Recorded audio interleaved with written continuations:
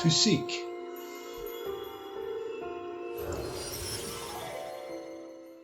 What is seeking? Who is seeking? What is this seeker seeking for? Anything that you're seeking, if you think you're the seeker, is normally for something in the external world. Even seeking through the mind and imagination is seeking for something that is projected from your initial seeking point. You, this apparent body and mind, appear to be seeking.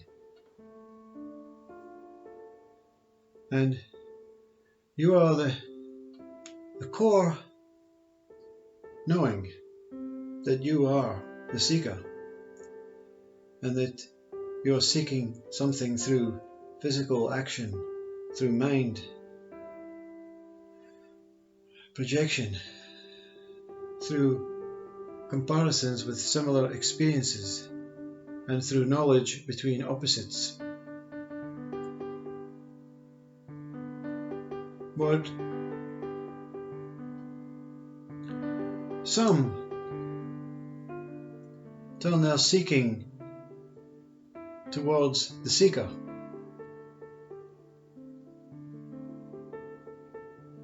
And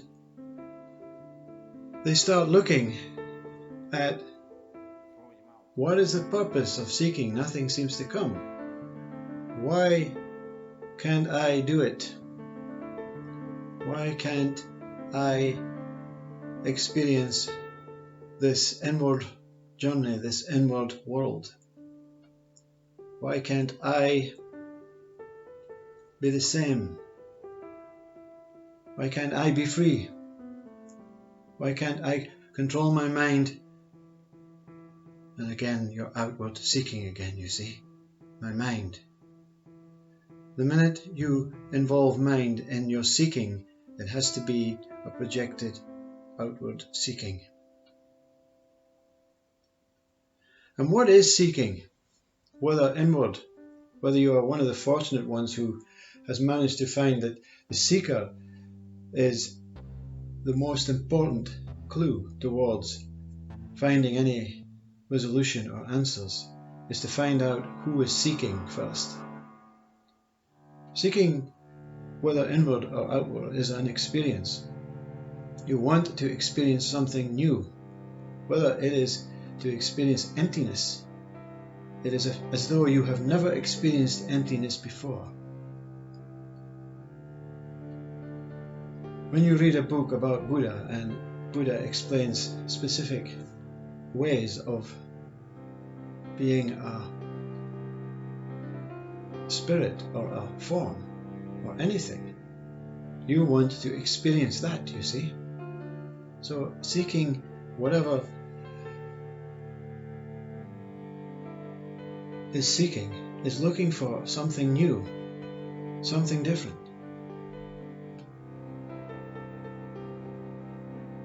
So seeking for enlightenment, even if you have found that this seeker that you are is not a human, a body, I want to pursue this and see if this seeker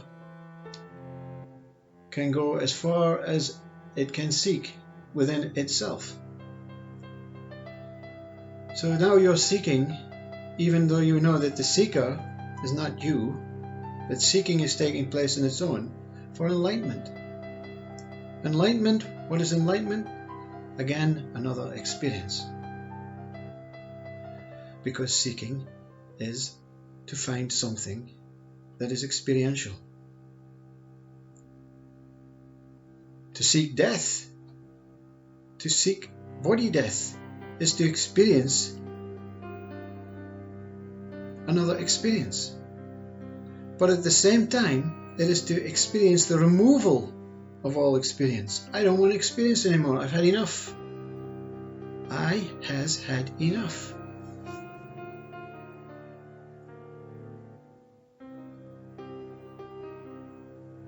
Experience is additional to what is seeked. Whatever is seeked is additional experience. So to seek death is to seek something other than what is here. Because even death has to be another new revelation. Any thought about beginning and end is to experience the opposite of what is taking place now. To seek death is to say, I wonder what it's like, even though I don't want to really experience this death. It has to be better than this life. So again, it's another experience.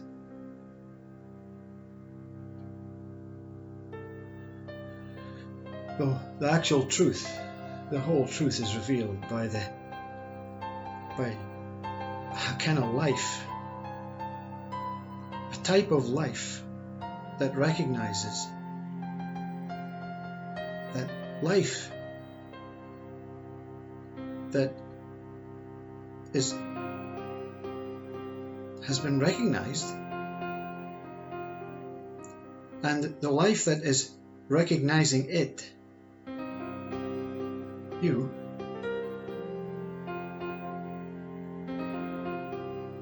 is neither forward or back. The recognition reveals past and future movement, anything that goes looking on a venture for something, an experience, a newness, a change, is really not the truth. The truth is the stable thing that never accepts anything other than what is taking place right at that moment. And what is taking place right at that moment is not measured, judged, analysed, compared. And in this state, no one seeks that, you see, because there's no one seeking. No one can move from this beautiful, bewildering state of every moment being absolutely fresh and new, and with no understanding of mind, no logic about what is taking place except the sensation of experiencing newness. And you see, even experiencing takes place as this stable state. This stateless state even experiences itself, even with no action, no mind, no body.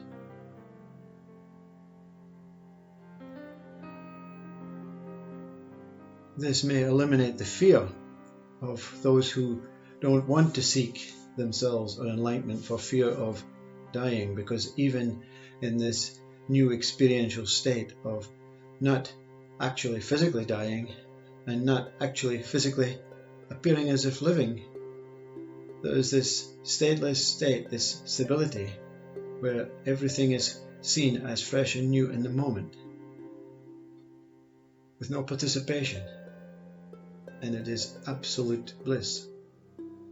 It's not dead to the world. It is the most alive thing that exists in this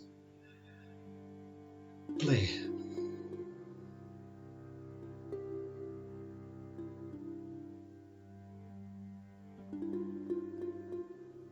Whoever or whatever stops the mind going forward, whoever you are, whatever you are, if you can stop the mind going forward and back, it has to be the stopper. You have to be the stopper of mind going in all directions. This one has to be non-directional, stable knowing. This is the state of bliss, eternal joy, eternal emptiness, eternal peace. This one is the non-experiencer. Whoever or whatever is able to disassociate from all questions and answers. This one has to be free from questions and answers. A question means you want to find something out. Find something out means you're seeking for an answer. Whoever and whatever ceases to be anything other than the flow of what is taking place on its own is a deluded mind and searching for a personal, singular purpose into an existence of pure knowing, taking place on its own as total one. This one, capital O, capital N, capital E, is the non-experiencer. Therefore, this one, when witnessing any experience that it remembers, does not really have any mind to understand the experience of what is taking place, other than a subtle recognition that this one used to be the experiencer, but now is non-experiencing, but recognizing an experience taking place with no interest. Therefore, the idea of denial or accepting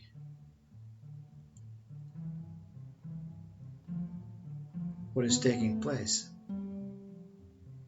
is simply recognized as a conscious movement where nothing is taking place other than the witnessing from this one that you appear to associate yourself as a whole all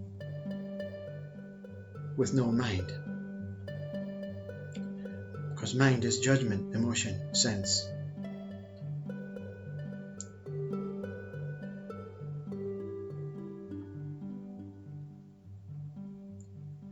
This witness has no name.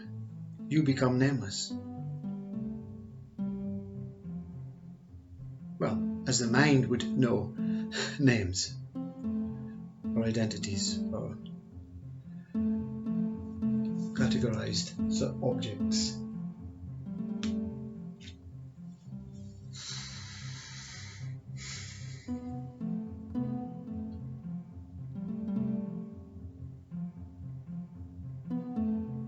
This one is simply being, not a beer, not